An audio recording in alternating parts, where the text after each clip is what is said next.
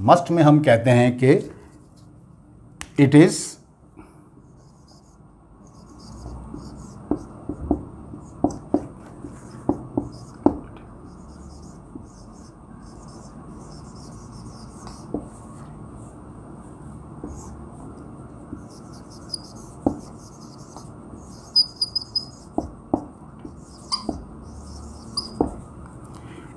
Necessary और important to do.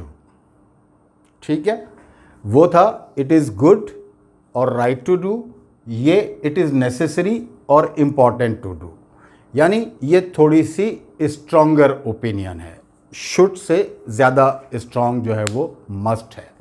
जब आप समझते हैं कि कोई चीज़ ज़रूरी है, कोई चीज़ अहम है, कोई चीज़ से मुराद कोई काम करना जो है वो नेसेसरी है या इम्पॉर्टेंट है, यानी ज़रूरी है या अहम है, तो आप मस्ट कहते हैं।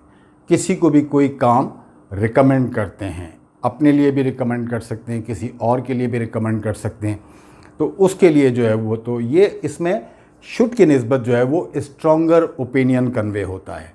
और बिगिनर्स के लिए मैं बता दूं कि जैसे आपने याद होगा, अगर पिछली वीडियो आपने देखी हो तो उसमें हमने कहा था कि तुम्हें ये करना चाहिए, उसे ये करना, सेंटेंसेस थे। इसमें ज़रूर का लफ्ज़ इजाफा हो जाता है। तुम्हें ज़रूर ये काम करना चाहिए, हमें ज़रूर ये काम करना चाहिए, थोड़ा ज़ोर पड़ जाता है, थोड़ा स्ट्रेस उस पर आ जाता है। ठीक है, तो कुछ मिसालें देते हैं आपको। फॉर एग्जाम्पल, साजिद इज़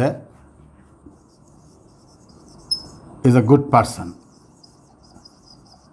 ये सिर्फ एक सिनेरियो बनाने के लिए है। You must meet him. आप रिकमेंड कर रहे हैं उसको, आपके ख्याल में किसी भी दोस्त के लिए कह रहे हैं कि Sajid is a good person, Sajid अच्छा इंसान है, आप उससे ज़रूर मिलें, यानी आपको उससे ज़रूर मिलना चाहिए। ठीक है, आपकी समझ में आई बात? It is important for you, it is necessary for you to meet Sajid, so you must meet him. Why? Sajid is a good person. ये थोड़ी सी stronger advice, stronger opinion, should की निस्बत।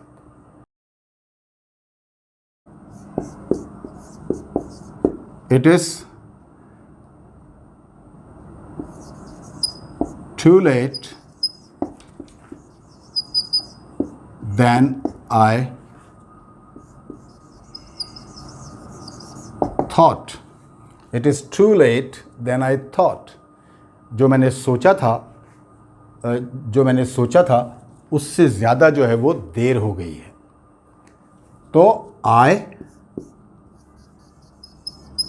must go. I must go. मुझे ज़रूर जाना चाहिए। ठीक है, आई मस्ट गो, मुझे ज़रूर जाना चाहिए। तो ये जो है वो मस्ट का आपको सिंपल जो यूज़ है वो बता दिया है। अच्छा, दोनों तीनों सेंटेंस जो अभी मैंने आपको बताए हैं, उन दोनों तीनों सेंटेंसेस में मस्ट की जगह पे हैव टू या हैज़ टू सब्जेक्ट के हिसाब से इस्तेमाल कर सकते हैं आप। ठीक है, for example, it is too late then I thought I have to go. I have to go, मुझे जाना है या मुझे जाना चाहिए।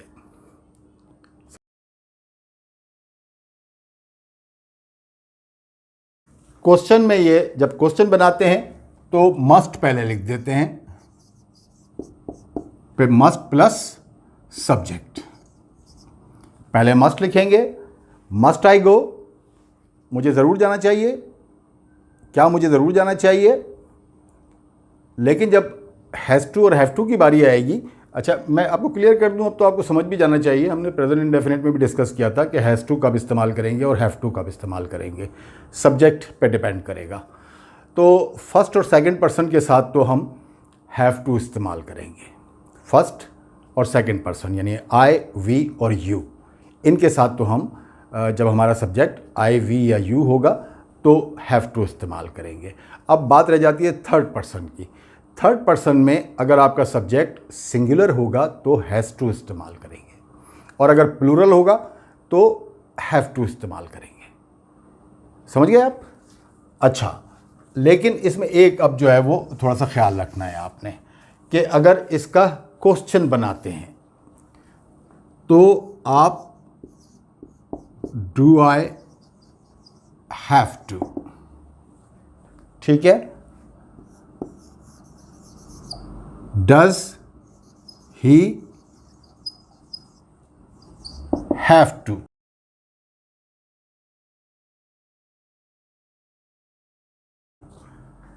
वैसे अगर ये पॉजिटिव होता तो ये ही हैज़ टू होता, लेकिन अगर क्वेश्चन बनाए तो चूंकि डज आ गया है ना, तो थर्ड पर्सन के साथ भी हैव टू इस्तेमाल होगा। तो इसके क्वेश्चन और नेगेटिव में दोनों में ही जो है वो हैव टू इस्तेमाल होगा।